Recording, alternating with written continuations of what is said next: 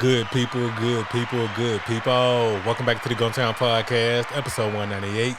I'm Doug B. If you tuned in to this podcast, thank you for your time and your attention. I really appreciate you giving it a shot. Today's guest is the founder and director of Life Changing Mission Outreach Incorporated. I'm looking forward to this conversation, and I'm sure we'll all be inspired by her story. Let's chop it up with Pastor Lashunda Brown. Pastor Brown, how's it going? I'm doing great, sir. How are you? Glad to hear that. And all is well on my end, too. First things first, thank you for taking time out of your schedule to speak with me. I really appreciate it. You are so welcome. It's an honor to be part of this podcast. Yes, ma'am. Of course, here to talk about all the great things you got going on at Life Changing Mission Outreach Incorporated. But before we talk about the organization, let's get to know the woman behind the brand, behind the organization. So I got a chance to do some due diligence, and I see you originally from Starksville, Mississippi. What was your upbringing like growing up in Mississippi? Guys, Stockton, Mississippi, small town where everybody kind of know everybody, close-knit community, close family, like everybody basically stay in the same area. Was raised in church. My dad is a deacon. My mom, she holds several positions in the church. Just kind of raised in the church and, pushed to strive for greatness. So mom and dad been married for 51 years. And I have one sister, so that's kind of that. Went to a small school in the county and graduated, and that's just kind of how it is in Starkville. Okay, sounds good. Growing up in a small town, so it sounds like you saying everybody know everybody. It sounds like you had a great tight-knit village growing up. Yes, that is so.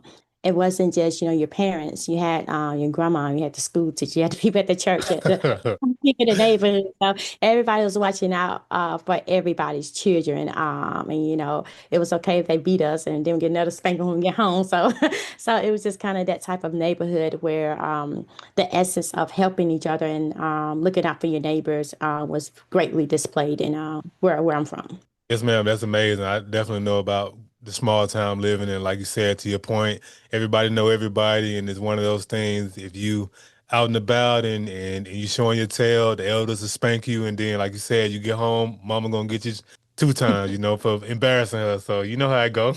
Yeah, exactly, exactly. Yes, ma'am. And that's a blessing that your parents have been married for over 50 years and still standing strong and hanging in there. And that's what it's about, just that family unit.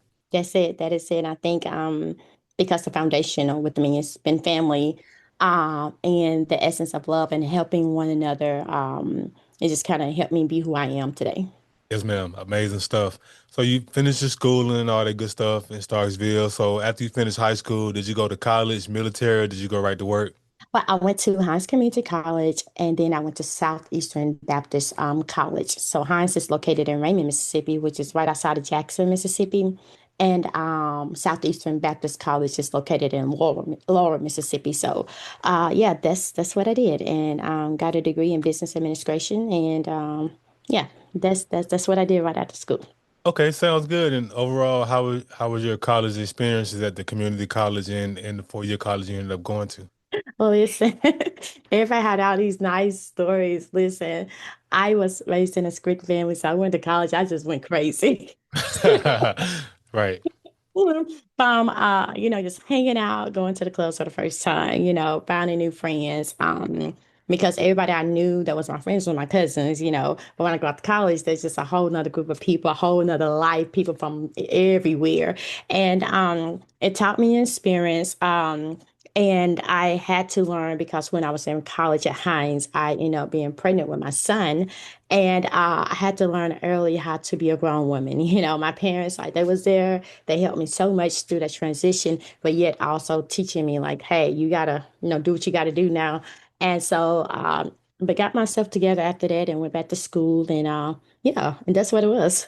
Okay, I appreciate you for sharing that. And I mean, college, having a good time, and that's what most of us do when we go to college, Pastor Brown. So no judgment here. Like that's your, especially like college is like your first taste of quote unquote adulthood. So you feel like you're grown and you're just having a good time. And I mean, like I said, no matter what, you came a mom, did what you had to do, and shout out to your parents for being there, for being that village for you and helping you transition. Thank you for sharing that. Yes, sir. Yes, ma'am. So that's good stuff. And just as it relates to you being a pastor present day, so when was that? When do you think when did you first receive that calling to come to the ministry? Like, when did you first realize that this is something you wanted to do with your life? Oh gosh, probably about 20 years ago. Had gotten married and I moved to a small town called Heidelberg, Mississippi, which is between like Meridian, Mississippi and Laurel.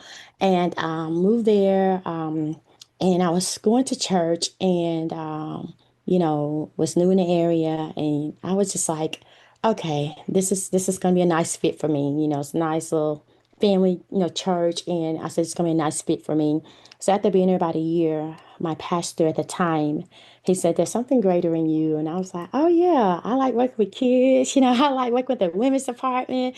Listen, I'm a go-getter. I can make it happen." And that was kind of my thing. And then at one point, I just started feeling confused on life. Feel like nothing was wrong, but I just couldn't figure out something was missing.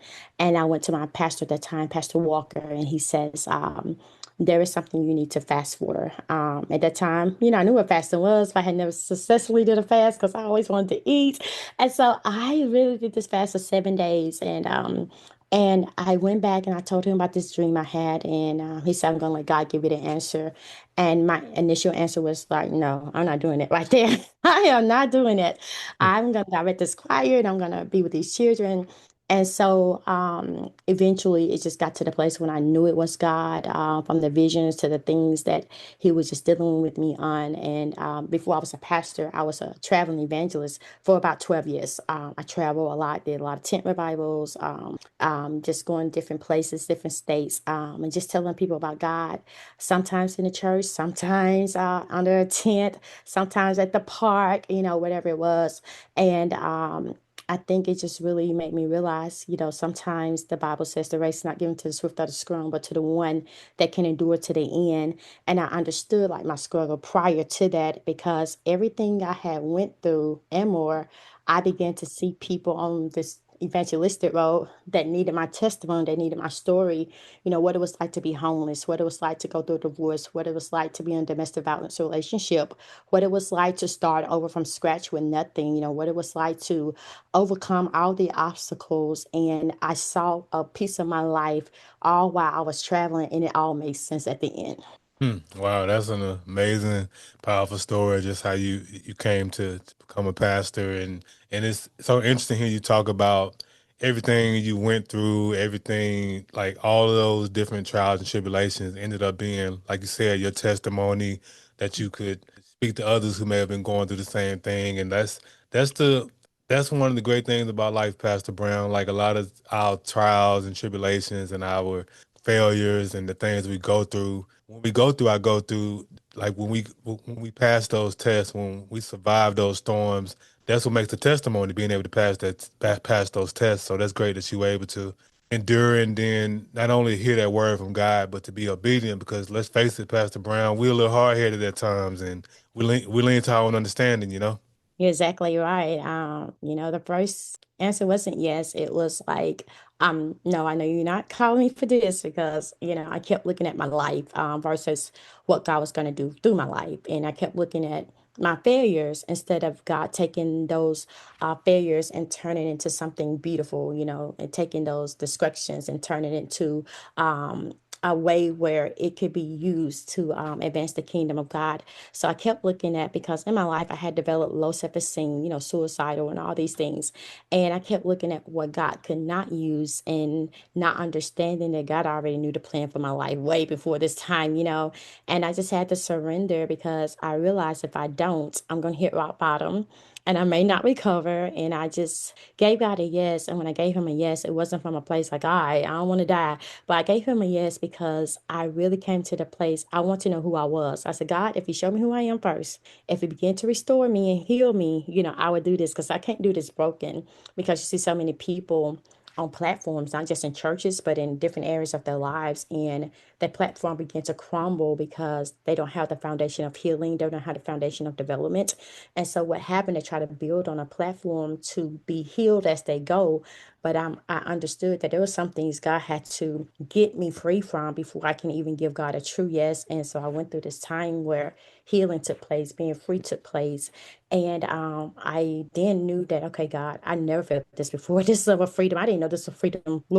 Like I thought it was something else, I thought it was the nice cars and the houses. And I knew when I had nothing, I still had a freedom inside of me. And that's when I knew that I was able to officially do what God had called me to do. That's amazing. That's powerful, and that's great. That like you just talking about, just building that solid foundation, and just knowing who you are, and just asking God to reveal who you were, and just being obedient, just going through the steps, just trusting the process, as they say. And that's great that you were, again, like I said, just obedient to God, because we lean to our own understanding at times, and we end up going back to God when we could have just listened to him the first time. You know how it goes sometimes, Pastor Brown. Yeah, exactly. We trying to negotiate it. 'Cause, like, you cannot negotiate with God. You're either gonna do or not do, right? Yeah, absolutely. Hey, that's a bar. You cannot negotiate with God. You better be obedient, or he gonna give you a whooping. You got to come back to him and be humble for real, for real. So you know how it goes. Oh, yeah. Yes, ma'am. So before we talk about everything you got going on with the nonprofit corporation, I got to ask you, Pastor Brown, what exactly led you to the city of Montgomery? Okay, this is a God assignment. So I was working in Mississippi, and I had taken a job at a with a hotel chain, and I took the job, and so the guy that I was working for, he says, "There's a position that I want you to apply for." If I can say the name, I don't know if I can and cannot. If that's okay. I took a position at Choice Hotels, and when I took that position, but it was on a different level. When I first started with them, I was helping the brand with their business and not to lose their business, and to come into compliant with the guidelines that Choice Hotel has set. So this guy had called and he says, "Listen," he said, "I'm about to move from Mississippi and I'm about to do a chain in Alabama and Georgia." He said, "I want you to come." So initially, I was coming, staying for like a few weeks, and then going back home. And that's where it kind of started off with. Then I'll be in Alabama for a week or two, be in Georgia for a week or two, then I'll be back in Mississippi until he just said, "Hey, I really want you to be here to help make sure that these hotels run the way they need to run." And so that's where it kind of started, how I got here initially. And after I got here, I did that for a little bit. And when I got spoke to me and told me that it was time for me to come off my job and to do what he called me to do full time, I was like, wait, I don't have no husband. I don't have no extra income coming in. I don't think I got some money I save and the money I work for. And God just gave me a strategy on selling some properties I had, and I sold them. And he just told me he'll take care of me. And from there, that's how I got here. And the rest is history, I guess. Oh wow, Pastor Brown, that's an amazing story. Hearing you talk about that, and I mean, and really just hearing you even just coming from working with the hotels and ended up in Montgomery, what you thought was going to be at the time, and you ended up moving here, and just again, just going back to just being obedient, and just hearing you talk about leaving your job, and those. That's what you call faith, like really, like when you can't see what the next step's gonna be. Like I know a lot of times, Pastor Brown, and I've been guilty of it, where we say stuff like, I have faith," but do you really, like? Are you willing to step into the unknown for real, for real? Like what you talking about? Most of us don't have that courage to step into the unknown like that, Pastor Brown. So I just really want to commend you for having faith and exercising your faith. Yeah, and I think it's many times I know you probably heard people like, I have a yes for God, whatever you want me to do. And for me, I thought that yes was like being in a corporate world platform, but yet still, display God and bring people to Christ. And that's how it started. And when I moved here, I have no family here at all, no blood family. I have no family here.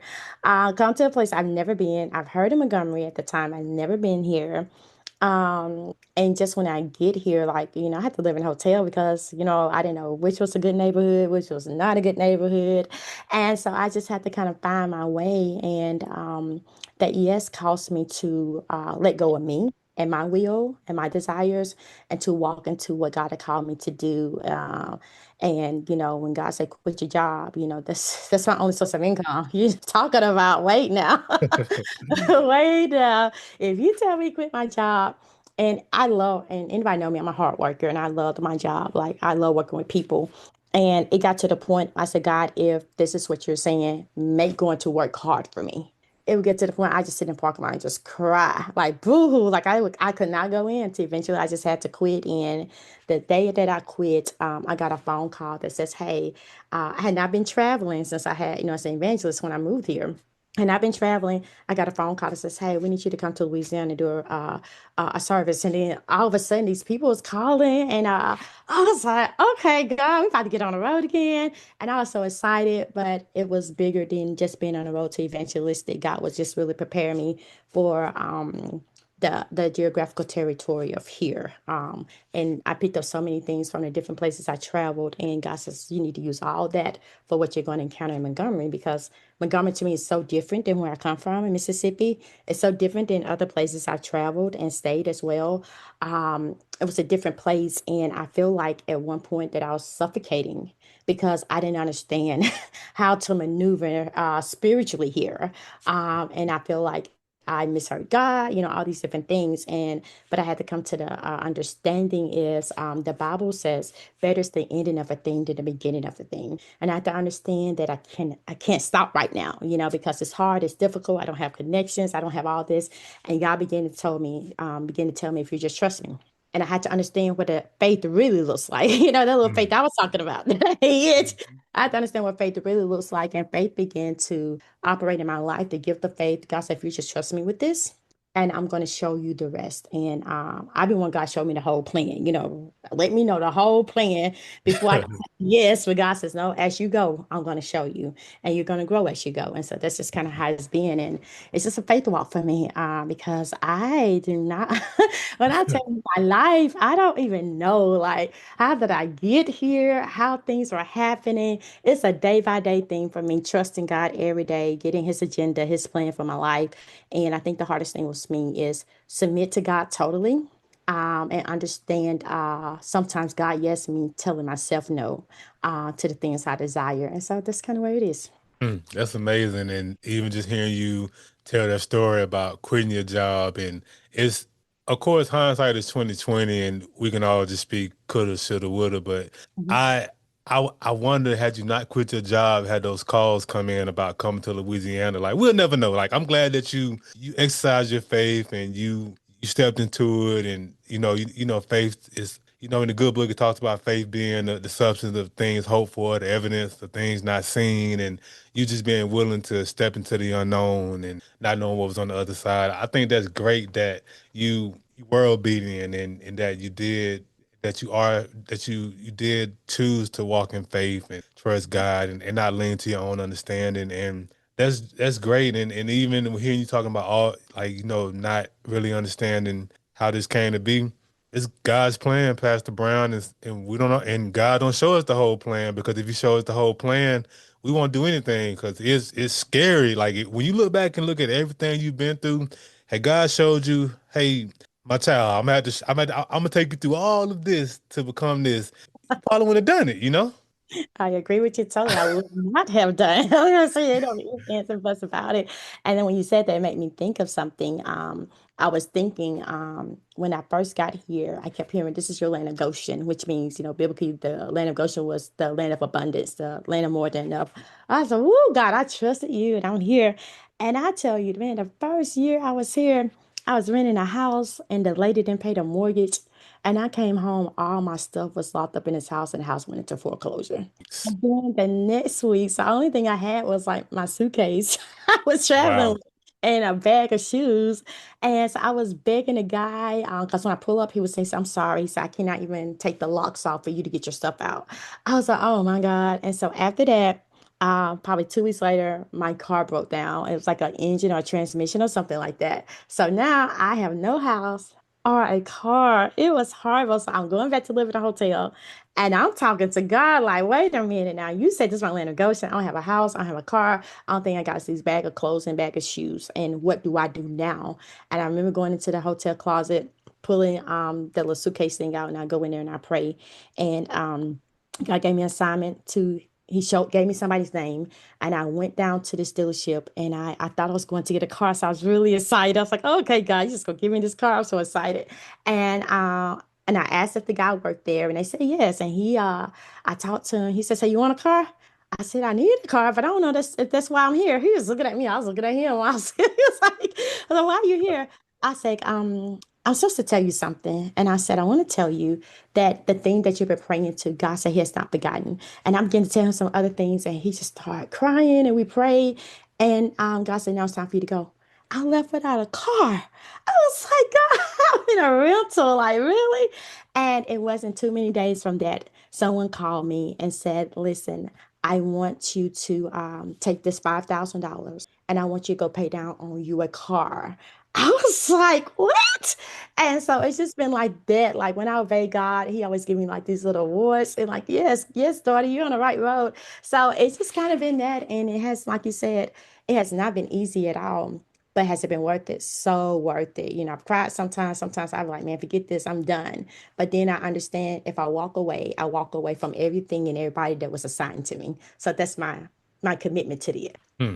Yeah, that's power. Hey, you preaching, Pastor Brown. Hey, that's a word right there. I mean, everything you saying has been powerful, inspirational, and I mean, I just think that's so great. Like I said, that faith walk and having faith and exercising, like no car, going to a dealership, delivering a word, leaving with no car, like being obedient when you was your hope was to walk away with a car, but your assignment that day was to go provide this word, this message to this individual. And once that assignment was done, God said, okay, leave now. And again, not leading to your own understanding, being obedient. And to that point, like you were saying, like when you're obedient to God, He rewards you. Like He shows you signs. He does things along the way just to remind you, okay, if you remain faithful to me, I got you. You good. You ain't got nothing to worry about. That's it. That is it. Being faithful. Yes, ma'am. So let's talk about what we're here to talk about. All the great things you got going on at Life Changing Mission Outreach Incorporated. So, what exactly do you have going on with the nonprofit corporation? Oh gosh, what we don't have going on. So Life Changing Mission Outreach Incorporation. God gave me that name many, many years ago before there was even a thought of Life Changing Missions, and I thought it was something I was going to do for a one-time event. And but ended up being an outreach. So what happened? We started doing some things in the city of Montgomery, and because our original church was in Fort Deposit, Alabama. And so we would do things as I lived here, and I would just be going places and praying for people, encouraging people, buying groceries and different things like that for people.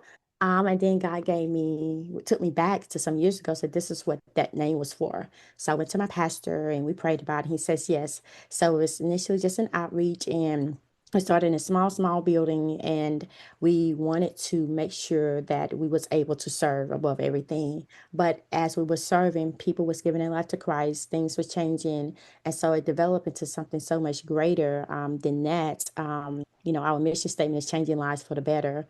Many people have the thought of if I can get them in church, but I can't talk to people about God when they don't know how they're gonna pay their light bill for real.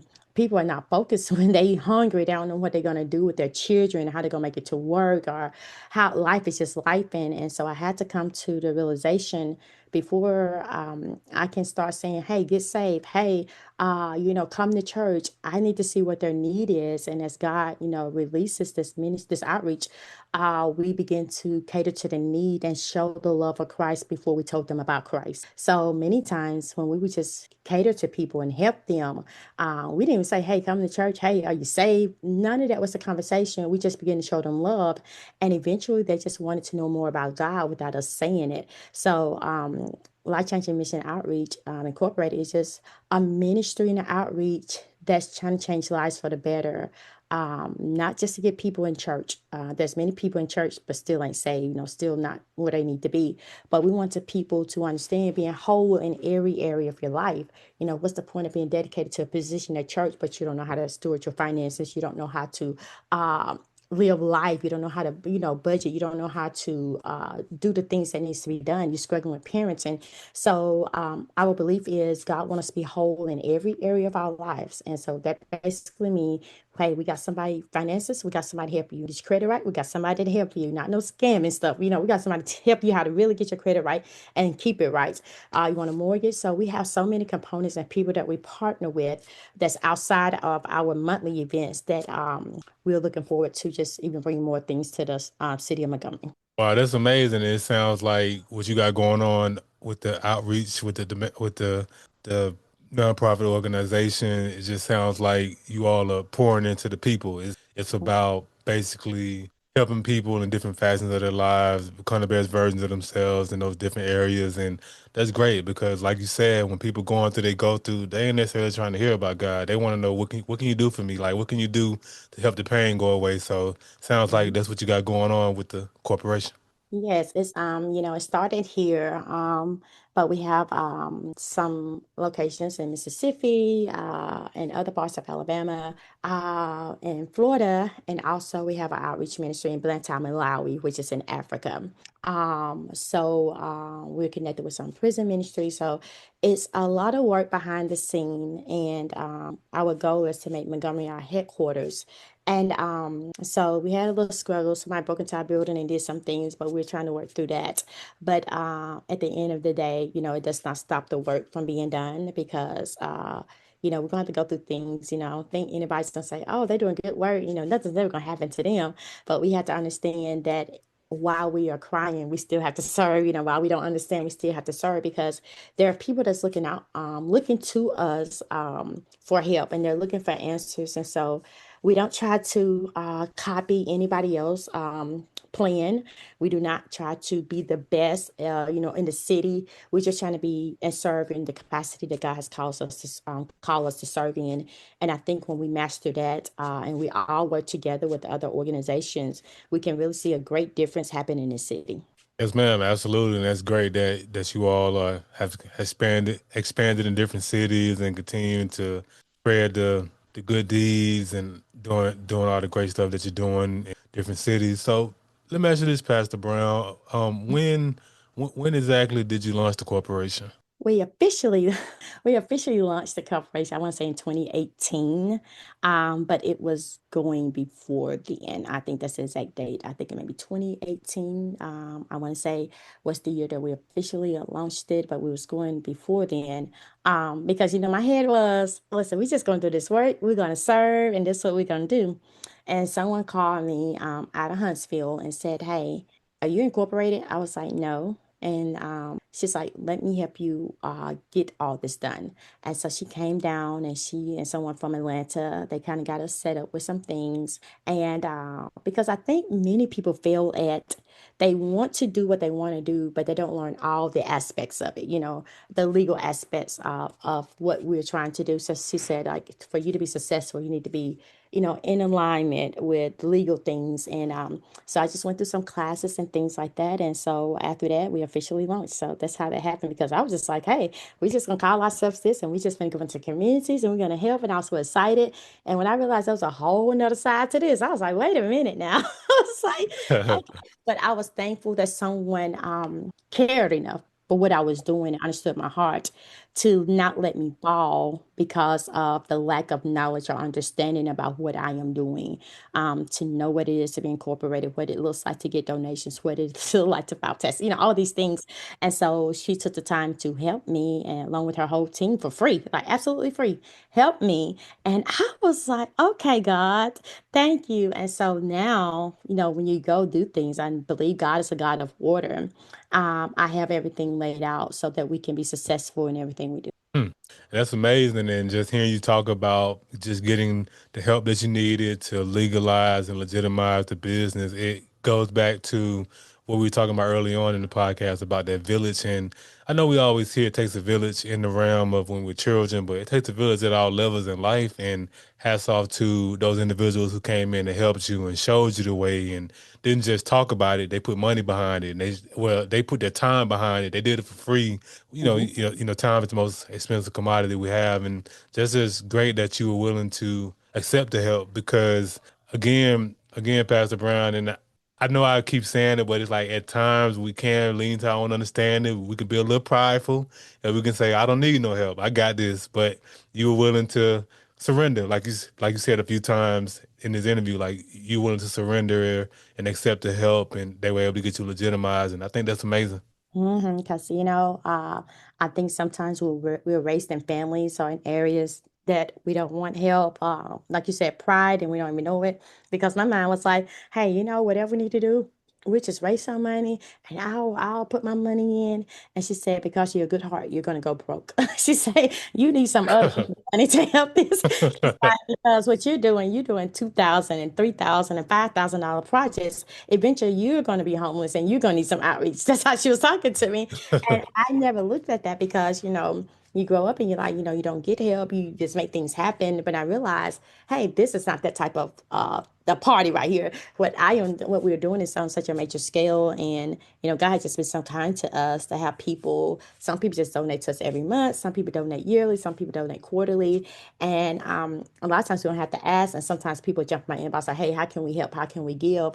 Um, and that's just kind of been it with volunteers, financial tokens, because even though it's outreach and we're giving away things, outreach costs money. Like Right. it costs money to do this. And but just to see how God always make it happen. Like we had to cancel our project outreach, I think it was last weekend because it was raining.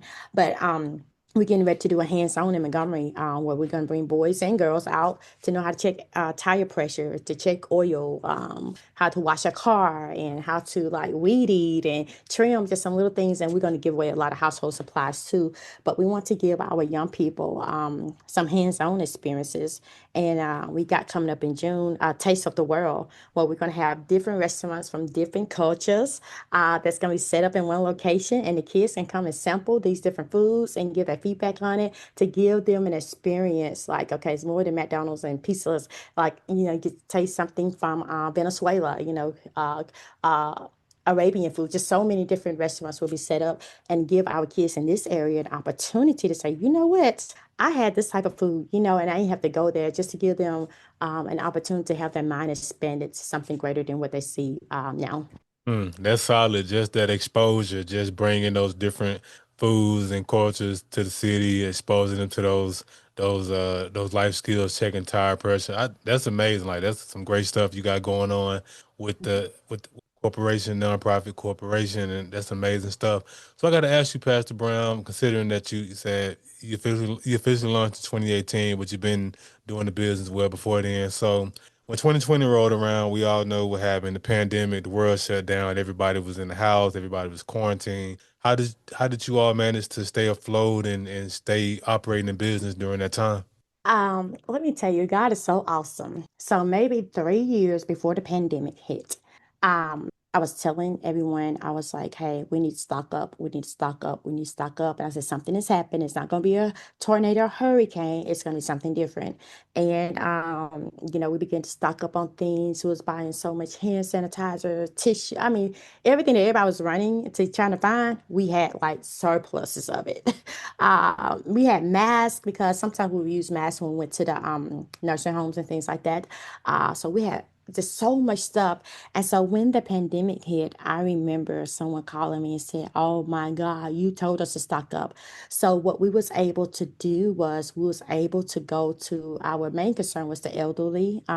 We was able to go to communities and just knock the door and tell them, "Hey, we left a bag out here for you, some goods."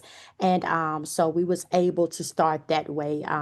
We was going to certain cities, certain areas, and just setting up, and we masked up and to make sure that people had what they need. And sometimes people would just come by the location at that time and say, "Hey, this is what we need." We'll sit it outside the door. So we never really skipped a beat on it. We just had to do outreach from a different perspective, but we still was able to do what we needed to do. Oh wow! So you had the foresight that something was coming down the pipeline. You just didn't know what it was, but you had the foresight, and so you already prepared for the pandemic. It sounds like that's amazing.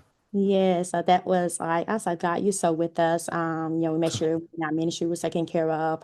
And then also we was able to, provide for those who needed those items, especially our elderly. Yes, ma'am. And because again, once again, you were obedient to what God was telling you before the pandemic. You were able to, like you said, the business, the organization was able to remain blessed and operational, and you all were able to be a blessing during the pandemic. Mm-hmm. Yes, and many times I know after the pandemic, many people shut down, closed down, or whatever the case may be. And I just think I just thank God for the blessing that He gave us to be able to maintain, to be able to keep going. So many people was able to keep their business, but they wasn't doing anything. But I thank God for that favor on our life because my new thought is that God's favor is our kingdom currency, and so the favor of God would get us places our money and our time can never get us, and so for that, we give God glory and praise to know that we was able to still operate, but just in a different way, and not, had to shut down or lose anything in that process. Yes, ma'am. That's amazing, powerful stuff. So you've done great things in this nonprofit space, and I know great things are coming down the pipeline, which leads to my next portion, vision. What are some of your short-term or long-term goals for the organization you feel comfortable sharing? Oh yeah. So our short-term goal is honestly to get our building that got destroyed.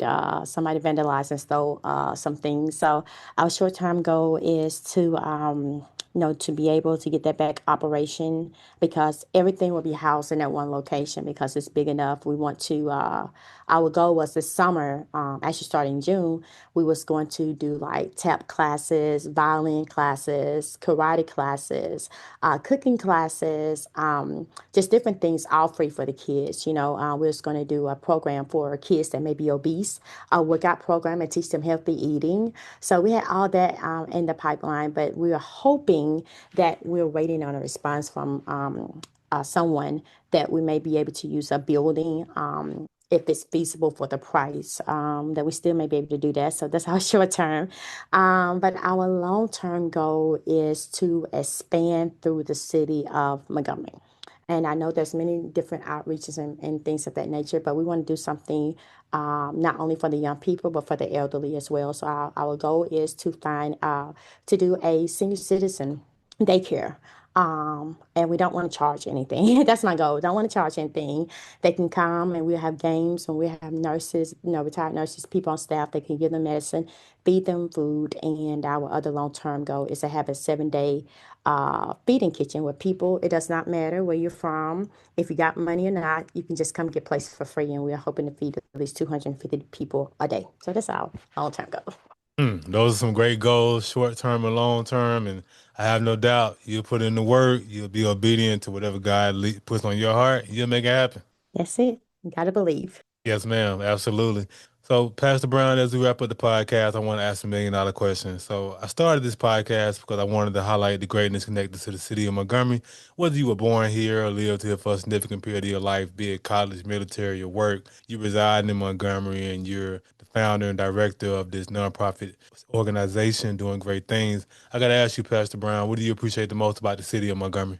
What do I appreciate the most about the city of Montgomery? I think it's the hidden opportunities. I think that's what I appreciate the most about Montgomery is the hidden opportunities. Those hidden opportunities, what I mean is when you see the love, you see the opportunities to help someone, and it's not always someone in need. It's not always food and clothes. It's just the opportunity to present itself to be served and to serve. And I think the other thing that I appreciate about Montgomery is the history. The history. If I had another choice in life, I would be a history teacher. I love museums and things like that. I love to see the history and what happened here and how a race of people was able to overcome by pulling together and trusting God. And I think when I think of Montgomery, I think it's a city of movement. So I think as you like doing this podcast, that you're not just starting something new, you're creating a movement. I think anyone that moves in the city from a business aspect or, from doing something great, I don't think it's just a new business. I think it's a movement that's predicting to push us to where we need to be in the future. So, somebody go back and like, man, this podcast changed my life. And you begin to sow into their life through a word, through an interview, a movement. So those are the things. So I think I'm here. Sometimes I get frustrated, but I think about this is a city of movement, even though we hear so much negativity, but it's still a city of movement if we get together and we can make it happen. Yes, ma'am. That's powerful stuff, powerful words. Pastor Brown, how can the people connect with you? What are your social media handles and website? Okay, you probably gonna laugh at me. I'm probably the only person that don't have an IG. I'm gonna get that before the month is out. But they can reach out to us. Facebook. They can reach out to Life Changing Missions. My personal page, Lashunda Brown. And all our contact numbers are on there. And they can email us at Lashunda Brown at lcmo.company. So those are the ways. Too easy. And of course, I'll put all of that contact information in the description of the episode. Hey, Pastor Brown, thanks again for the conversation. I really appreciate you. Thank you so much for having me. Yes, ma'am. Good people, that concludes another dope episode of the Gumtown Podcast. In the meantime, in between time, y'all know what to do. Be blessed, be safe, but most importantly, have the audacity to be you. Go.